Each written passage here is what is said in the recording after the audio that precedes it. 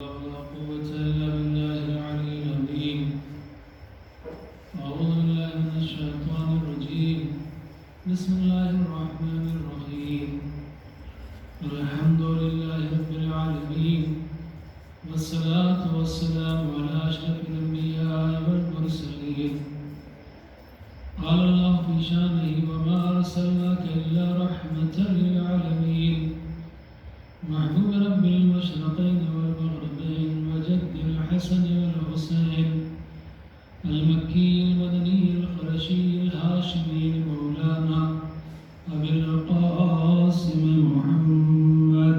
اللهم صل على محمد وآل محمد وآل الطيبين الطاهرين المعصومين المظلومين، ولعنة الله على أعدائهم وغاصب حقوقهم ومنكر فضائلهم وعظمتهم أجمعين. أما بعد، فقد قال الله تبارك وتعالى في كتابه المجيد وفرقانه الحميد وختامه المتين، وهو أصدق الصادقين وقوله الحق. بسم الله الرحمن الرحيم.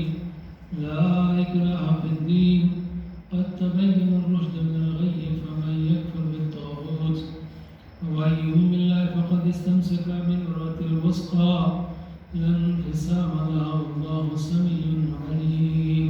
صلى محمد وعلى محمد. اللهم صل على محمد وآل محمد. ایذان محترم، سورہ بقرہ کی اسی آیت کے ذیل میں آپ حضرات کی خدمت میں کچھ عرض کرنے کی مسلسل کوشش کر رہا ہوں. یہ آیت جس میں اللہ سبحانہ و تعالیٰ یہ اعلان کر رہا ہے کہ دین میں کوئی جبر نہیں ہے، کوئی زبردستی نہیں ہے. کیوں؟ اس لیے کہ حق اور باطل واضح ہو چکے ہیں. قد تبین الرشد من الغی، ہدایت گمراہی سے الگ ہو چکی ہے، ظاہر ہو چکی ہے، کلیئر ہو چکی ہے. فمن یکفر بالطاغوت، تو پس جو کوئی بھی طاغوت کا انکار کرے اور اس کے بعد اللہ کے اوپر وایؤمن باللہ اور اللہ کے اوپر ایمان لائے، فقد استمسک بالعروۃ الوثقی، تو اس نے ایسی مضبوط رسی کو تھام لیا جو کبھی ٹوٹنے والی نہیں ہے. لا انفصام لها واللہ سمیع علیم. اور اللہ سبحانہ و تعالیٰ جو ہے وہ سمیع بھی ہے اور علیم بھی ہے. سمیع کا مطلب کیا ہے؟ کہ وہ سب کچھ سنتا ہے، چاہے وہ ہم زور سے کہیں یا آہستہ کہیں، بلکہ جو ہمارے دل کے اندر ارادہ ہوتا ہے اللہ سبحانہ و تعالیٰ اس کو بھی جانتا ہے. تو وہ سمیع بھی ہے اور علیم بھی ہے، ہر چیز سے واقف. اب اس کا مطلب یہ نہیں ہے کہ دین میں کوئی جبر نہیں ہے. اللہ سبحانہ و تعالیٰ نے یہ چھوٹ دے دی ہے، فریڈم ہے انسان کے لیے کہ آپ جو سا دین چاہیں، جو سا مذہب چاہیں اس کو چوز کر لیں. ایسا نہیں ہے، بلکہ اللہ سبحانہ و تعالیٰ کا ارشاد فرمانا دین میں جبر نہیں ہے. اس کا مطلب کیا ہے؟ کہ ہم نے اسلام کو ایک کمپلیٹ مذہب، ایک کمپلیٹ دین، ایک پرفیکٹ ریلیجن تمہارے سامنے پیش کر دیا. اب تمہیں ڈھونڈنے سے بھی کہیں بھی کوئی ایسا دین نہیں ملے گا. یہ دین ہدایت ہے، یہ تم کو جنت تک لے جانے والا دین ہے، اور اگر تم اس پر عمل کرو گے تو دنیا میں بھی لوگوں کے محبوب بن جاؤ گے اور آخرت میں بھی بڑے مقام کو پاؤ گے. لیکن تمہارے لیے یہ جو چوائس نہیں ہے کہ تم کوئی دوسرا دین اختیار کرو. ان الدین عند اللہ الاسلام، اللہ کے نزدیک جو دین ہے وہ صرف اور صرف ایک دین ہے، وہ اسلام ہے. اس کے علاوہ کوئی دوسرا دین اللہ اس کو ایکسپٹ نہیں کرے گا. تو اب جب ہم مسلمان بن گئے، ہم نے کلمہ پڑھ لیا، ہم مسلم ہو گئے، تو اب اس کے بعد ہمارے پاس یہ نہیں ہے کہ جو میرا جی چاہے وہ میں کروں. لا اکراہ فی الدین کا مطلب یہ نہیں ہے کہ جو میرا جی چاہے وہ میں کروں، بلکہ اسلام میں آنے کے بعد اب جب میں نے اپنے آپ کو اللہ سبحانہ و تعالیٰ کے سامنے سرنڈر کر دیا، میں نے تسلیم کر دیا، تو اب جو میرا جی چاہے گا وہ نہیں کروں گا، بلکہ جو اللہ چاہے گا وہ کروں گا۔ دین کو ماننے کا مطلب کیا ہے؟ کہ اللہ کے حکم کو ماننا، صرف اللہ کو ماننا، یہ کہہ دینا کہ اللہ ایک ہے، وہ میرا معبود ہے، رسول اللہ کا کلمہ پڑھ لیا تو یہ کلمہ پڑھنا کافی نہیں، مولا علی علیہ السلام کا کلمہ پڑھ لیا، مولا مان لیا تو یہ ماننا کافی نہیں ہے، بلکہ ان کے حکم کو ماننا بھی ہمارے لیے ضروری ہے، ان کی اتباع، ان کی پیروی ہمارے لیے ضروری ہے۔ اب مثال کے طور پر نماز، فروع دین میں جو پہلی چیز ہے وہ کیا ہے؟ نماز۔ اور نماز کی شان کیا ہے؟ وَإِنْ قُبِلَتْ قُبِلَ مَا سِوَاهَا، کہ اگر نماز قبول ہو گئی تو اس کے علاوہ جو دوسرے اعمال ہیں وہ بھی قبول ہو جائیں گے۔ وَإِنْ رُدَّتْ رُدَّ مَا سِوَاهَا، اور اگر نماز رد ہو گئی تو باقی اعمال بھی رد کر دیے جائیں گے۔ یعنی اس کا مطلب یہ ہوا کہ تمام اعمال کی قبولیت کا دار و مدار نماز کے اوپر ہے۔ اگر نماز ایکسپٹ ہے تو سارے اعمال قبول، اور اگر نماز رد ہو گئی تو سارے کے سارے اعمال رد ہو جائیں گے۔ تو پتہ یہ چلا کہ سارے اعمال کی قبولیت کی جو کنجی ہے، جو کی ہے، وہ کیا ہے؟ نماز ہے۔ تو جب نماز سارے اعمال کی قبولیت کے لیے ضروری ہے تو کیا کوئی ایسی چیز بھی ہے کہ جو نماز کی قبولیت کے لیے ضروری ہو؟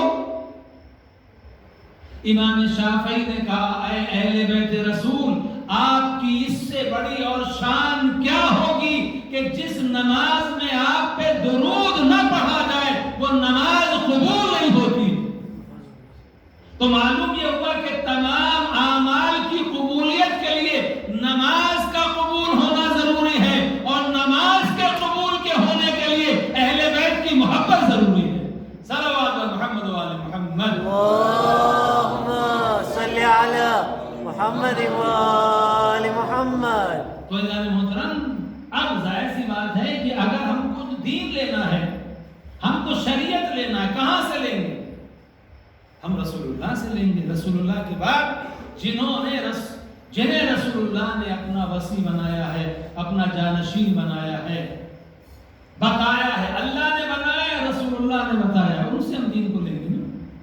اب یہاں تک بات آ گئی ہے تو میں آپ کی خدمت میں عرض کروں کہ دیکھیے پیغمبر کی حدیث کہ جب انسان کہیں سفر پہ جائے اور واپس پلٹ کے آئے تو یہ مستحب ہے، رسول اللہ کی سنت بھی ہے، سیرت بھی ہے۔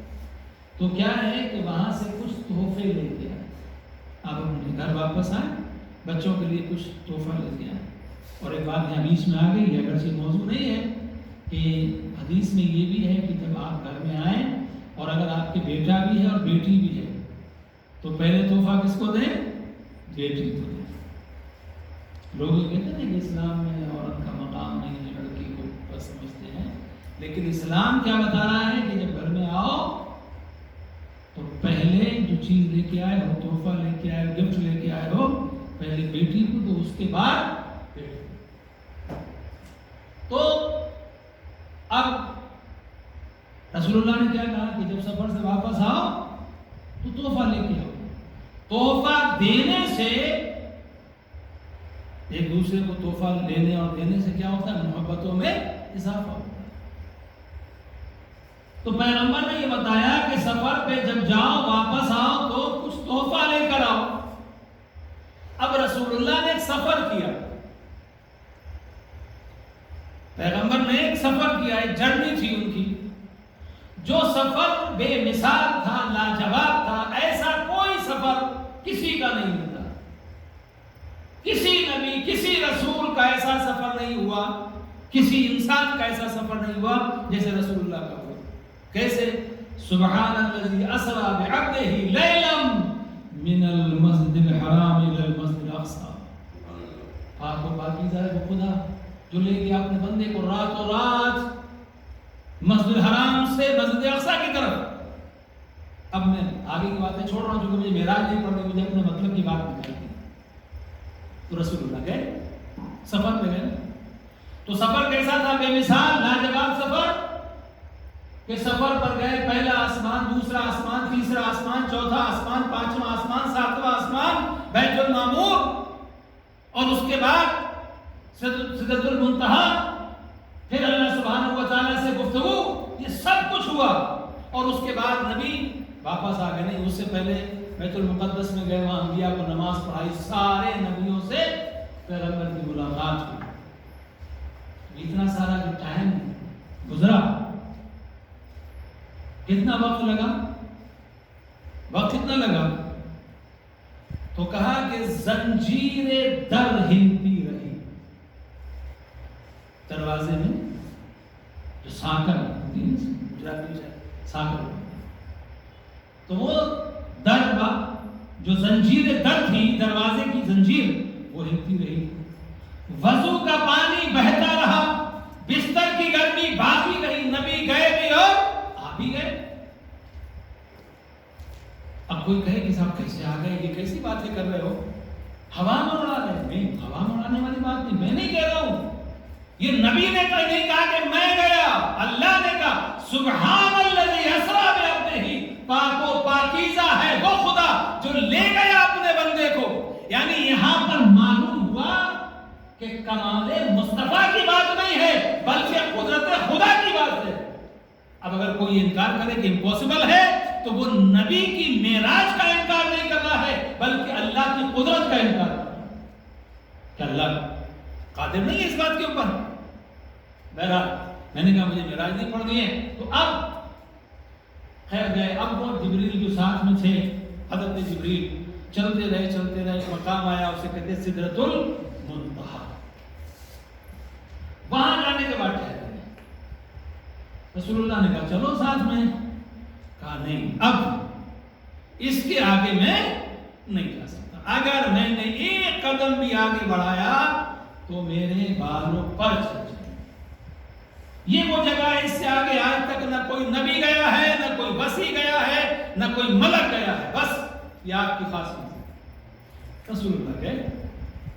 اب وہ جو وہاں پر گفتگو ہوئی سب ہو گئی. اب جب واپس آئے, بہت توجہ چاہتا ہوں مسئلہ. اب پیغمبر واپس آئے, معراج کا سفر کمپلیٹ ہو گیا, نبی. اب آپ مجھے بتائیے, اگر آپ کے یہاں کوئی مہمان آتا ہے تو آپ کی کوشش کرتے ہیں کہ بھئی جاتے ٹائم کوئی اس کو گفٹ دے دیا جائے. آپ کے یہاں کی کوئی مثلا بکوبا کی ڈی سی بہت مشہور ہے, کچھ ڈی سی دے دی بکوبا کی, بھئی یہ لے کے چلے جاؤ. وہاں جاؤ تو کم سے کم کسی کو دینا, تو جہاں بکوبا سے آیا ہے وہاں سے مجھے نہ دیجیے گا. صلوات محمد اللہم صلی علی محمد و آل محمد. تو انسان بھئی دیتا ہے کوئی چیز ہے یہ سفر میں, یہاں کی خاص چیزیں لے کے جاؤ. تو جو میزبان ہوتا ہے وہ بھی دیتا ہے. اور رسول اللہ نے کیا کہا ہے, جب سفر سے واپس آؤ تو کچھ تحفہ لے کے آؤ, گفٹ لے کے آؤ, گھر والوں کے لیے, نیبرز کے لیے, دوستوں کے لیے لے کے آؤ. محبتیں بڑھتی ہیں. تو اے میرے کائنات کے رسول, تیری شان تو یہ ہے کہ اگر ایک ماں تیرے پاس آ کے یہ کہے کہ پیغمبر میرا بچہ میٹھا بہت کھاتا ہے, آپ اس سے کہتے ہیں میٹھا کم کھایا کرے, تو آپ کہتے ہیں کل آنا. اور جب وہ کل آتی ہے پھر اس کے بعد آپ کہتے ہیں بیٹا میٹھا کم کھایا کرو. وہ کہتی ہے یا رسول اللہ یہ بات تو آپ کل بھی کہہ سکتے تھے, اس کے لیے مجھے دوبارہ بلانے کی کیا ضرورت تھی؟ پیغمبر نے فرمایا کیونکہ اس وقت میں خود میٹھا کھا کے بیٹھا تھا.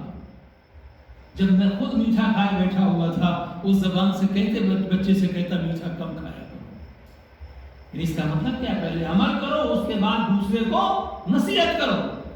تو پیغمبر آپ کا طریقہ یہ ہے کہ پہلے آپ عمل کرتے ہیں. تو آپ جب آپ نے سب سے کہا کہ سفر سے آؤ تحفہ لے کے آؤ, تو آپ جب گئے وہاں سفر پر تو آپ کو تحفہ لے کر آئے.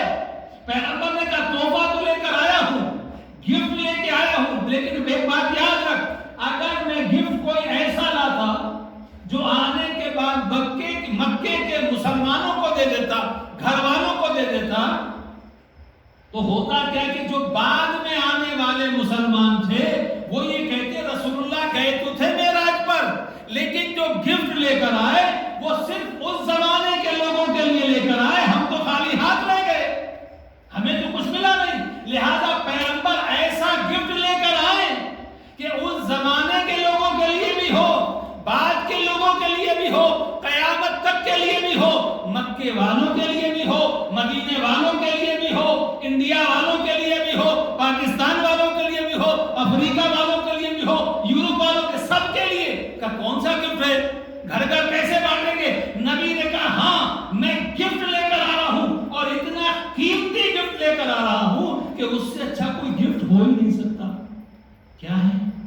کہ دیکھو میرے پروردگار نے مجھے شرف یہ بخشا ہے، مجھے معراج کی منزل عطا کی جو کسی نبی کو میسر نہیں ہوا، وہ مقام جو مجھے ملا ہے، لہٰذا میں اپنی امت کے لیے وہ گفٹ لے کر آیا ہوں کہ جو کسی اور امت کے لیے فخر کا سبب بنے۔ کہ وہ کیا ہے؟ کہ الصلاۃ معراج المومن، نماز مومن کی معراج ہے۔ تو میں نے جب میری معراج یاد آئے کہ اللہ نے مجھے اتنا بڑا مقام عطا کیا، تو میں تمہارے لیے ایک موقع دے رہا ہوں، 5 مرتبہ ایک دن کے اندر تم معراج کی منزل پر جا سکتے ہو۔ نماز کے لیے کھڑے ہو جاؤ۔ اب یہ نماز نہیں ہے بلکہ یہ کیا ہے؟ یہ معراج ہے۔ اسی لیے امام علی علیہ السلام فرماتے ہیں کہ اللہم صلی علی محمد وآل محمد، جب میرا جی چاہتا ہے کہ میں اپنے رب سے کلام کروں، اپنے رب سے گفتگو کروں، اپنے رب سے بات کروں، تو میں نماز کے لیے کھڑا ہو جاتا ہوں۔ اور جب یہ میرا جی چاہتا ہے کہ میرا رب مجھ سے بات کرے تو میں قرآن کی تلاوت کرنے لگتا ہوں۔ قرآن کی تلاوت کرنے لگتا ہوں۔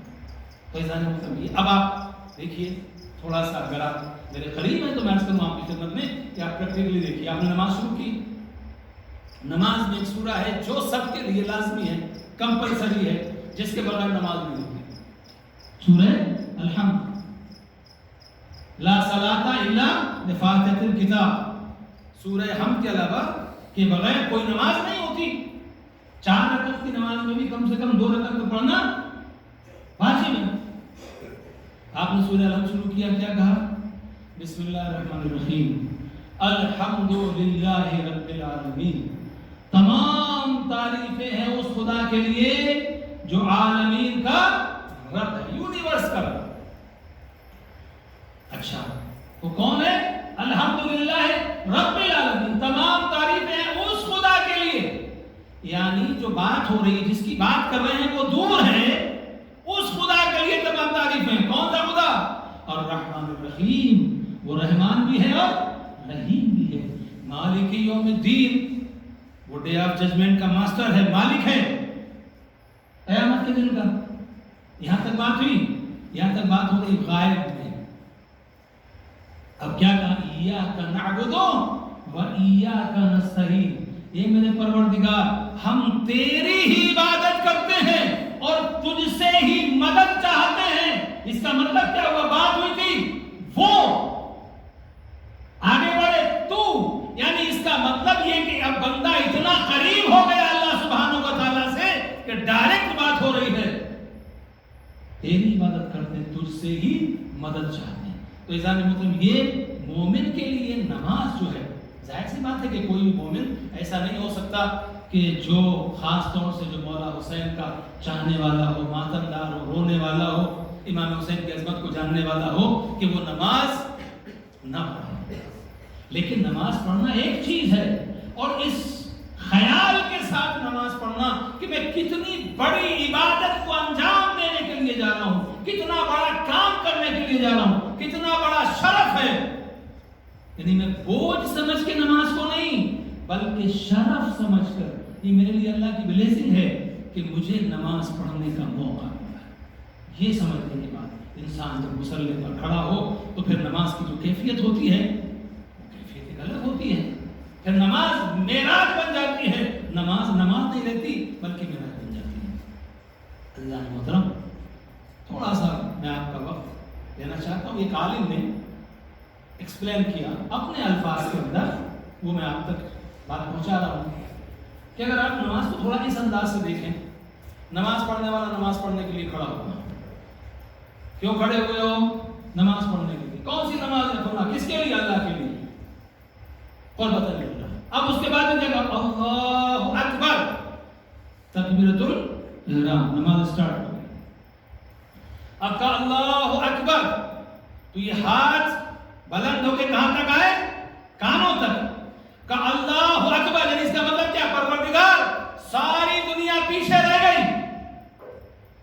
کہتے ہیں نا ہم نے ہاتھ اٹھا لیے ہیں, پروردگار میں دنیا سے ہاتھ اٹھا رہا ہوں, دنیا پیچھے رہ گئی, میرا سفر تیری راہ کی طرف جاری ہے.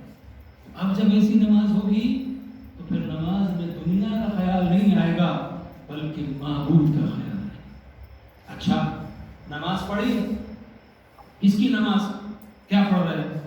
سورہ الحمد پڑھا, اس کے بعد دوسرا سورہ پڑھا. اب کہ اللہ اکبر, پروردگار تو بہت بڑا ہے, اکبر ہے, تیرا کرم ہے کہ تو نے مجھ جیسے انسان کو اپنی بارگاہ میں حاضر ہونے کا موقع دے دیا. اب میرا جی یہ چاہتا ہے کہ میں تیری عظمت کے سامنے جھک جاؤں.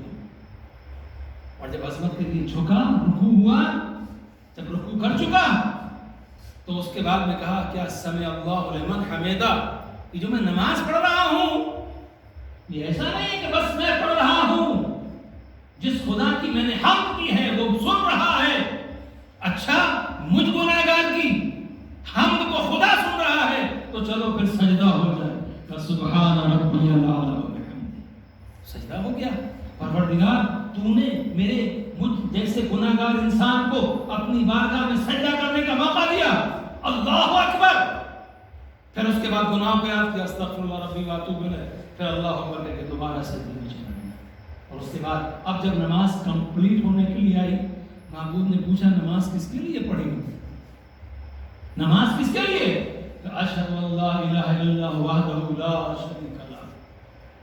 میں گواہی دیتا ہوں کہ وہ خدا جو ہے, اللہ جو ہے وہ ایک ہے, اس کے علاوہ کوئی معبود نہیں ہے. اچھا, تو تمہیں نماز سکھائی کس نے؟ یہ جو تم نے نماز پڑھی ہے یہ نماز سکھائی کس نے؟ کہ وَأَشْهَدُ أَنَّ مُحَمَّدًا عَبْدُهُ وَرَسُولُهُ, میں گواہی دیتا ہوں کہ محمد اللہ کے رسول ہیں اور اس کے بندے ہیں. کہ اچھا, تو یہ بتاؤ کہ محمد نے نماز سکھائی لیکن نماز کو بچایا کس نے؟ کہ اللہم صلی علی محمد وآل محمد, اللہم صلی علی محمد وآل محمد. تو یہ جو کیفیت ہے نماز کی, ایک انسان کو نماز کا جب موقع, اور اسی لیے جو نماز کی لذت ہوتی ہے, جو ٹیسٹ ہوتا ہے, جو اس میں کیفیت ہوتی, جو کیف ہے نماز کے اندر, اگر انسان کو معلوم ہو جائے تو پھر کیا ہوتا ہے کہ مولا علیہ السلام کے پیر میں تیر لگ گیا ہے, تکلیف ہے, لوگ تیر کو نکالنا چاہتے ہیں لیکن امام درد کی وجہ سے منع کر دیتے ہیں. لوگ رسول اللہ کے پاس جاتے ہیں, یا رسول اللہ علی کے پیر میں تیر لگ گیا ہے, ہم نکالنے کی کوشش کرتے ہیں, علی منع کر دیتے ہیں, درد بہت زیادہ ہے. پیغمبر نے کہا پریشان ہونے کی کوئی بات نہیں ہے, جب نماز کا وقت ہو علی مصلی پر کھڑا ہو جائے, تیر کو نکال لینا. مولا مصلی پر کھڑے ہوئے, تیر نکال لیا گیا, علی کی نماز جاری رہی, علی کو پتہ بھی نہ چلا کہ تیر نکل کب گیا. مولا کو یہ پتہ بھی نہیں چلا کہ جب بعد میں امام نے دیکھا تیر نکل گیا ہے. اس کا مطلب کیا ہے؟ وہ لوگ اور ہوتے ہیں جو نماز کی حالت میں پورے شہروں کا حساب کتاب کر لیتے ہیں. علی کی نماز یہ ہوتی ہے کہ پیر سے تیر نکل بھی جائے تو خبر بھی نہیں ہوتی ہے. صلوات محمد وعلی محمد. اللہم صلی علی محمد. نعرہ حیدری. عزیزان محترم, میں کل والی بات کو آپ حضرات سے پھر دہرانا چاہتا ہوں کہ یہ اللہ سبحانہ و تعالیٰ کی بہت بڑی ہمارے اوپر مہربانی ہے, اس کا کرم ہے کہ یہ مولا حسین علیہ السلام کے ذکر کے صدقے میں ہمیں کچھ باتیں کرنے کا موقع ملا. को सुनने का मौका मिल जाता है। आपको मालूम है फजाइल अहले बैत की शान ये है कि इंसान जब कानों से फजाइल मोहम्मद वाले मोहम्मद को सुनता है तो अल्लाह सुब्हानहू व तआला उसके उन गुनाहों को बख्श देता है जो कानों के जरिए से होते हैं।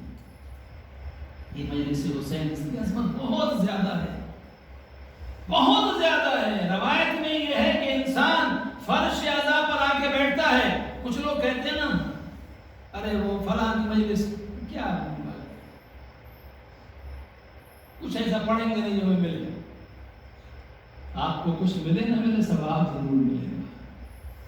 मजलिस में आएंगे, पहले जमाने में देखते थे नहीं आपके वो लोग किताबें लेके बैठते थे मजलिस से पढ़ते, वही मजलिस हर साल लोग सुनते थे, मगर कितने एहतराम के साथ आके बैठते थे, कितने एहतराम से सुनते थे, क्योंकि ये तासीर जिक्र मोहम्मद वाले मोहम्मद की है कि कभी पुराना नहीं होगा। तो अव्वल तो ये है कि अगर मजलिस हो तो ऐसा हो नहीं सकता कि हमको कुछ ना कुछ ना मिले, लेकिन अगर आप मान भी लेंगे कुछ नहीं मिल रहा है तो सवाब तो मिल रहा है। कितना सवाब मिल रहा है? रवायत कहती है कि इंसान जब फर्शे अज़ा पर बैठा होता है, वो जितनी सांसें लेता है, हर इसकी सांस तस्बीह काउंट की जाती है, तस्बीह शुमार होती है। जितनी देर बैठा, जितनी सांसें ली, हर एक तस्बीह शुमार होती है। और इस्लाम मुहर्रम वो मजलिसें कि जहाँ पर खुद मासूम आते हैं, उनकी शान क्या। लिहाजा मेरी आप से गुजारिश है कि थोड़ा सा वक्त से अगर आप लोग आ जाएं तो फिर मैं भी कुछ बातें जो आपकी खिदमत में अर्ज़ करना चाहता हूँ वो अर्ज़ कर सकूँ। अभी नमाज की अहमियत की बात चल रही है, बस जल्दी से दो बातें अर्ज़ करके आपकी सहमत को तमाम करूँ कि नमाज, लोग नमाज मत करते हैं, लेकिन नमाज अहले बैत से दूर आपको नमाज नहीं मिलेगी। ऐसी नमाजें आपको नहीं मिलेंगी जो नमाज़ें आले मोहम्मद ने बताई हैं।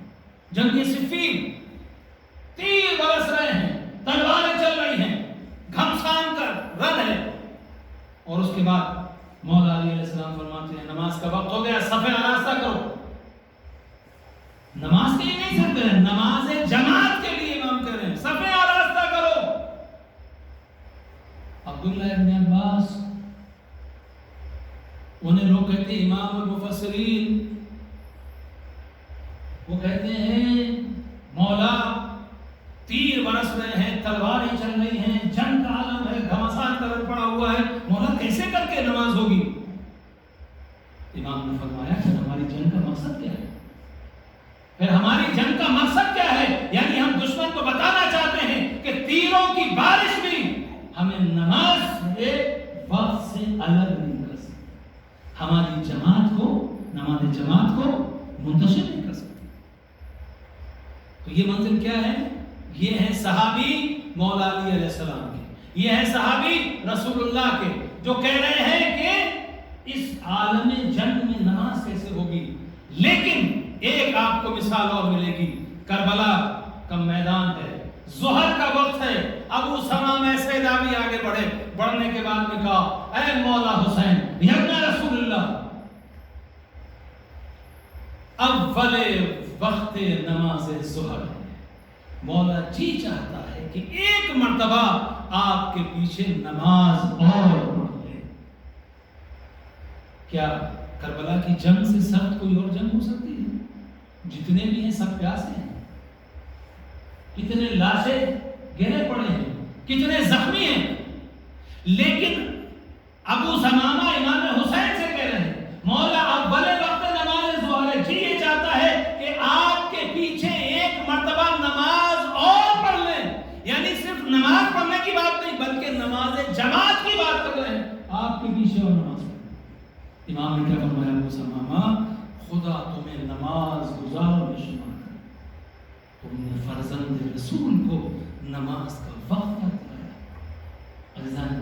ये मैंने जो अर्ज किया कि जिसे मारिफत हुसैन होगी वो कभी नमाज से दूर नहीं हो सकता, वो अजमत नमाज का मुनकिर नहीं हो सकता है।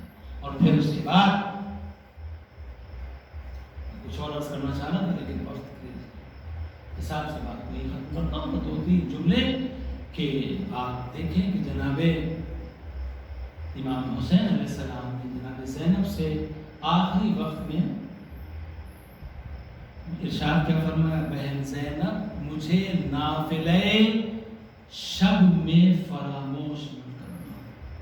میری بہن زینب جو نماز شب پڑھو گی نا، اس کے نافلے کی دعا دے اپنے بھائی حسین کو بھولنا نہیں. امام کو معلوم ہے کہ اب جناب زینب کی جو زندگی اس کے بعد کی زندگی ہے وہ کتنی مشکل ہے، لیکن حسین جانتے ہیں یہ فاطمہ کی بیٹی ہے، یہ علی کی لاڈلی ہے. حالات کچھ بھی ہو، واجب دور کی بات ہے، اس کی نماز شب بھی کبھی نہیں چھوڑے. زینب اپنے بھائی حسین کو نافلہ شب میں فراموش مت کرنا. یعنی امام جناب زینب سے صرف کہہ نہیں رہے ہیں بلکہ ہمیں بتا رہے ہیں کہ دیکھو اہمیت نماز ہے. اور عزیزو، امام سجاد علیہ السلام فرماتے ہیں کہ میری پھوپھی زینب کی راہ کوفہ و شام میں بھی کبھی کوئی نماز شب بھی قضا نہیں ہوئی، نماز کو چھوٹی نہیں. ہاں زیادہ اب آپ رونے کے لیے آمادہ ہو گئے. ایک جملہ آپ سن لیجیے بس. کربلا کا میدان ہے، امام حسین علیہ السلام گھوڑے سے زمین پر آ چکے ہیں، جسم میں تیر لگے ہوئے ہیں، خون جاری ہے. کوئی ظالم آتا ہے، آنے کے بعد امام کے نیزہ مار کے چلا جاتا ہے، میرا امام تڑپنے لگتا ہے. کوئی دوسرا ظالم آتا ہے، آ کے تلوار مارتا ہے، امام تڑپنے لگتے ہیں، امام تڑپتے رہتے. پھر کوئی ظالم آتا ہے، پھر آ کے امام کے پہلو کے اوپر وار کر جاتا ہے. فرزند زہرا تڑپ رہا ہے.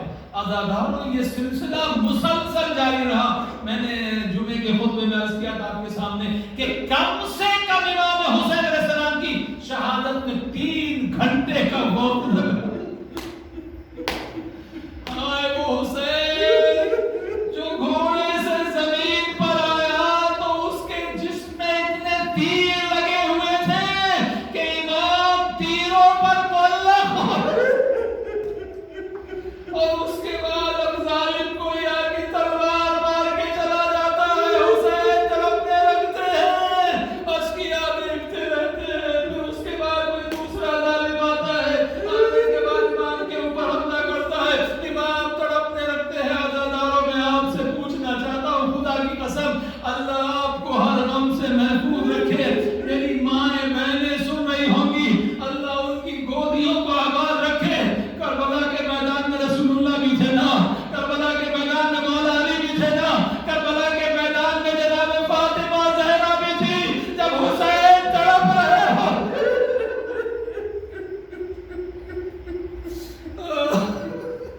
جب امام تڑپ رہے ہوں گے، فاطمہ زہرا پر کیا گزر نہیں ہوگی.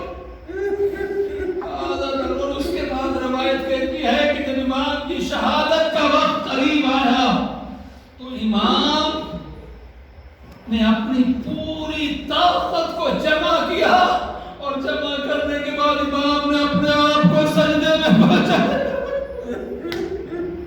اللہ اکبر ہے میرے مولا حسین، تجھ پر میرے ماں باپ قربان.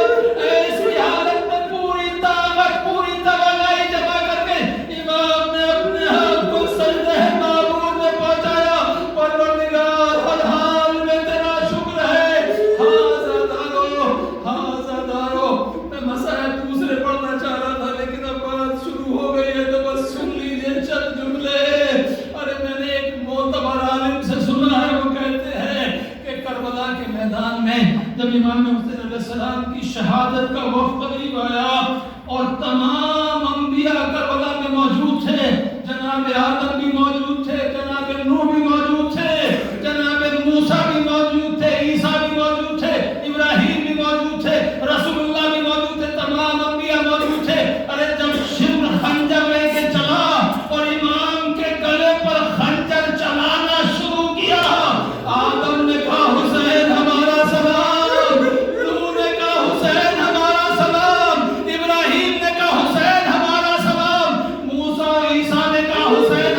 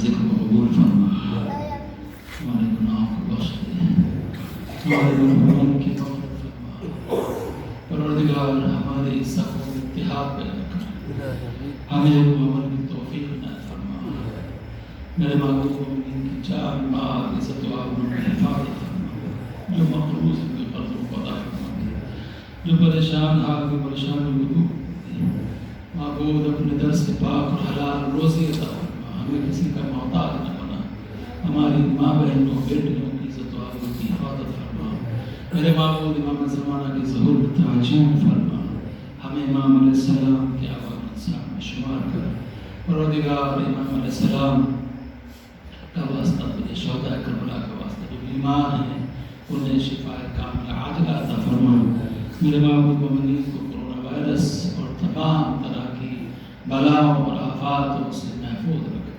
آمین رب العالمین، محمد و علیہ وسلم۔